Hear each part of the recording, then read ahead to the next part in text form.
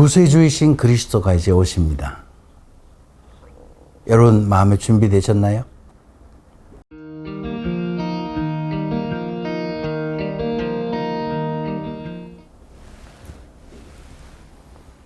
여러분 안녕하십니까?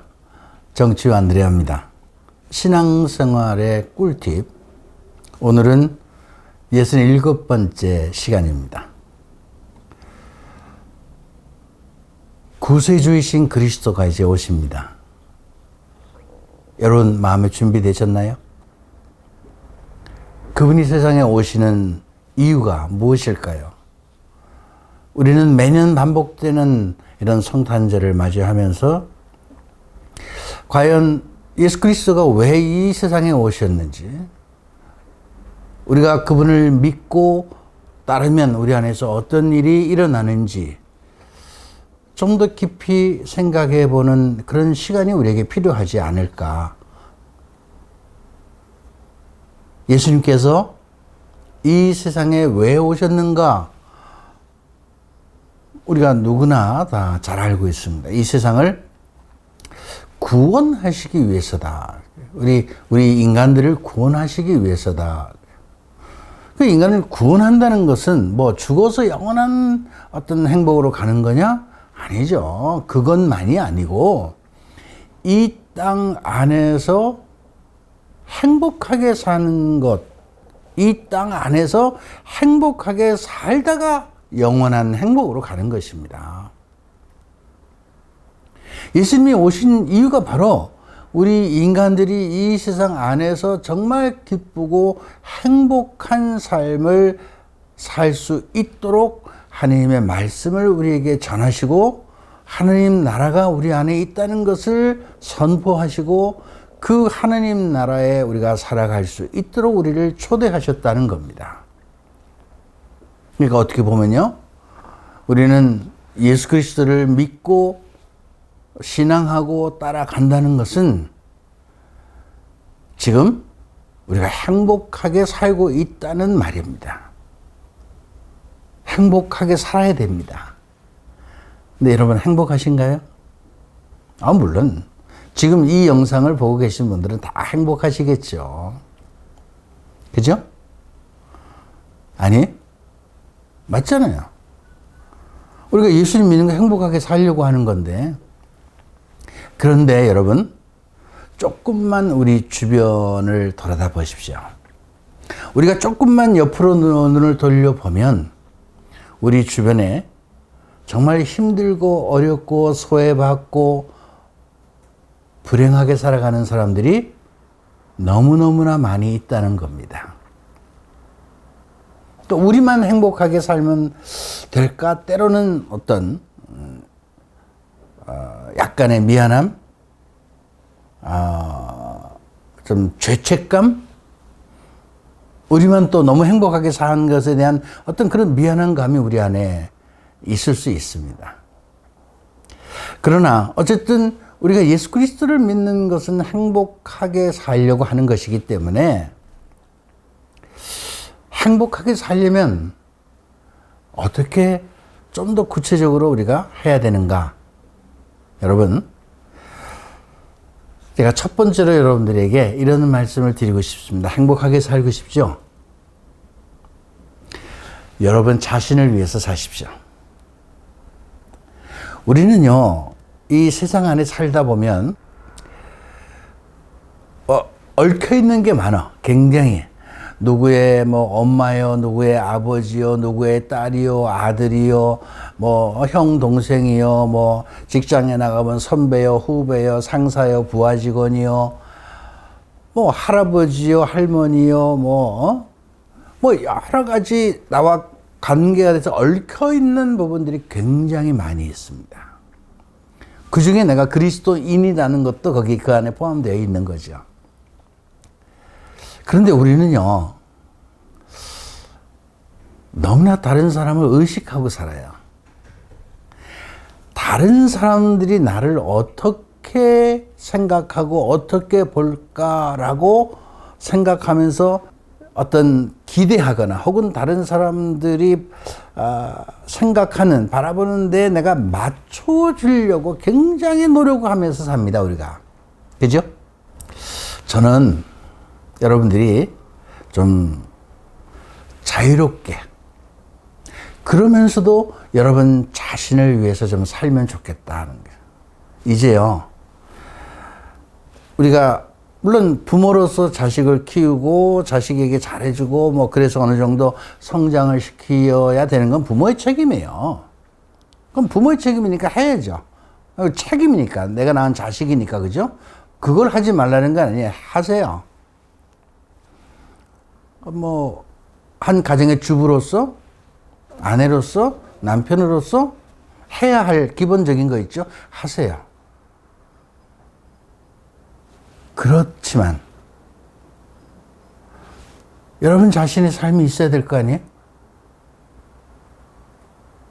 여러분 자신의 모습이, 인생이, 여러분 자신의 삶이 있어야 돼요. 왜? 하느님께서는요, 여러분 자신의 독립적인 어떤 삶을 잘 살아갈 수 있도록 여러분들에게 인격도 주시고 모든 것을 다 주신 거예요. 개인적인 인격을 주셨잖아요. 독립적인 어떤 여러분 자신의 삶을 살아갈 수 있어야 된다라는 겁니다.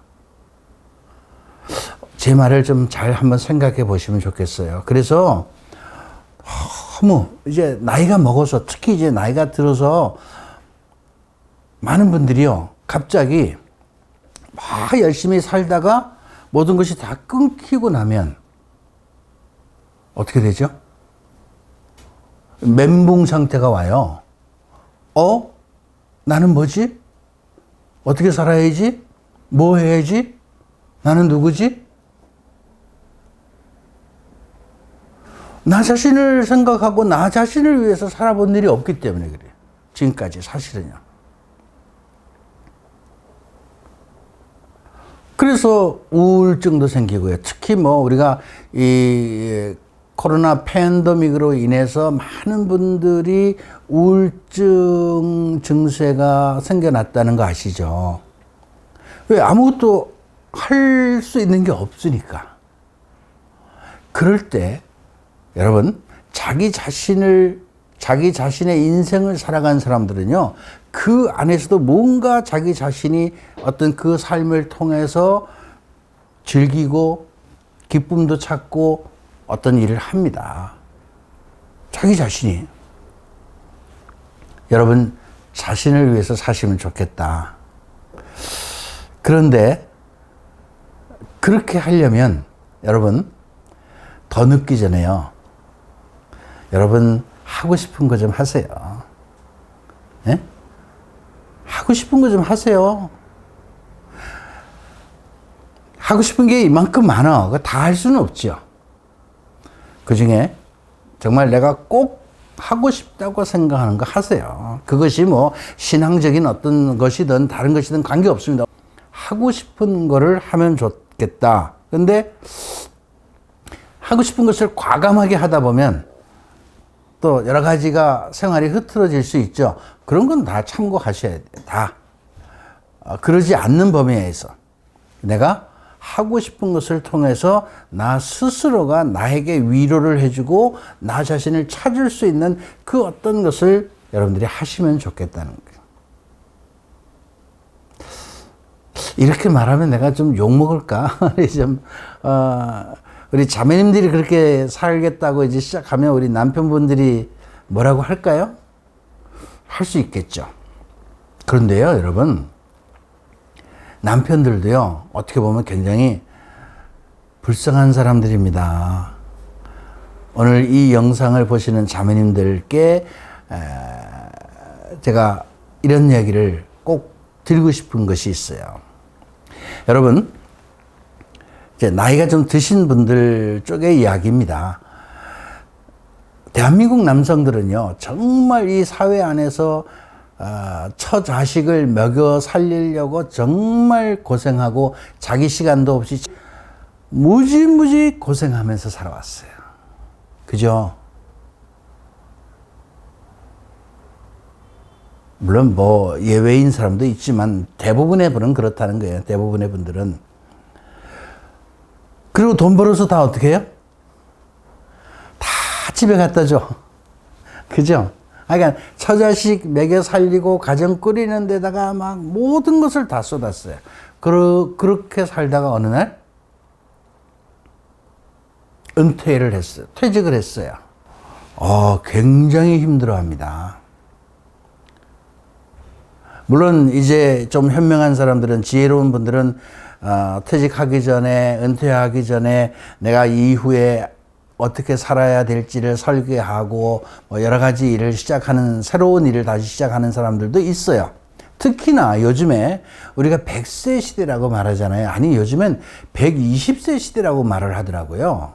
근데 어쨌든 100세 시대라고 말을 할 때 우리가 인생의 50, 60까지 직장 어떤 사회 안에서 자기 일을 했다면 그 이후에 나머지 인생이 몇십 년이 또 남아있는 거예요. 그 인생을 새롭게 살아야 되는데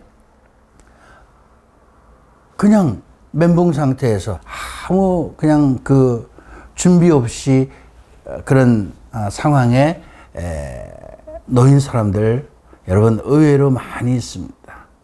그러니까 일을 놓고 손을 놓고 퇴직을 하고 돈벌이를 못하면 그 다음엔 힘이 없잖아요, 남자들. 예? 할 일도 없죠. 그러면 이제 그때부터 우리 자매들은 어떻게 또 밖으로 돌아. 그전에는 안으로 돌았지만 이제 또 밖으로 돌아요. 그러니까 이 남편들이 어떻게 해요? 굉장히 힘들어 합니다. 그런 것을 준비하지 못하고 살아가는 사람들은 굉장히 힘들어하고 살아요. 저는 같은 남편이라는 입장에서 얘기를 합니다. 물론 저는 뭐 아직까지도 제가 일을 하고 있고 평생 제가 일을 할 거지만, 어쨌든 일이 없이 살아가고 있는 분들을 굉장히 힘들어하네요. 심정적으로 굉장히 본인 스스로가 스트레스 받고 힘들어한다는 것을 알아주시면 좋겠다. 그래서 좀 위로해 주시면 좋겠어요. 자, 아까 얘기를 조금 더 다시 한다면요. 여러분은 여러분 자신의 삶을 참 사시면 좋겠습니까? 뭐 자매님이든 형제님이든 어쨌든 그래서 제가 하는 얘기예요. 여러분 자신의 삶을 이제부터는 살아라. 이제 뭘 하든지 간에. 근데요. 지금 우리가 성탄을 눈앞에 두고 있잖아요. 또 이게 어떻게 보면 새로운 기회일 수 있습니다.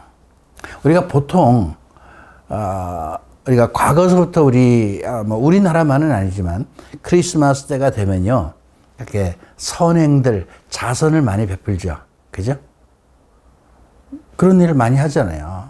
근데 여러분, 우리가 행복하게 살려면 이런 어떤 선행을 많이 하고 사는 사람들이 행복하다는 거 여러분 아십니까?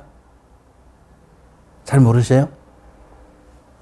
제 말을 믿고 한번 가보십시오. 선행을 많이 하고 사는 사람들은요, 굉장히 행복하게 삽니다.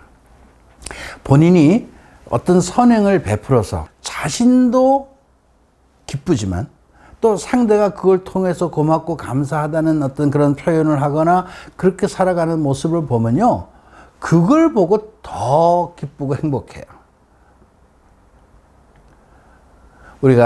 여러분, 우리 한국의 속담 중에 사촌이 땅을 사면 배가 아프다는 말이 있어요. 그죠? 근데 우리 그리스도인들은 그 말을 그냥 그대로 살면 안 됩니다. 사촌이 잘 되면, 다른 사람이 잘 되면 우리는 정말 기뻐하고 더 축복해 줘야 됩니다. 배 아프면 안 돼요. 사촌이 땅 사면 배 아프다는 건 뭐예요? 시기, 질투, 욕심이거든요. 근데 다른 사람이 잘 되면 더 기쁘고 감사하고 정말 축복해 주고자 하는 이런 마음이 우리 그리스도인의 마음 아니겠어요? 그런 마음을 우리가 유지해야 나 자신도 기쁘고 행복하게 살 수 있다는 겁니다.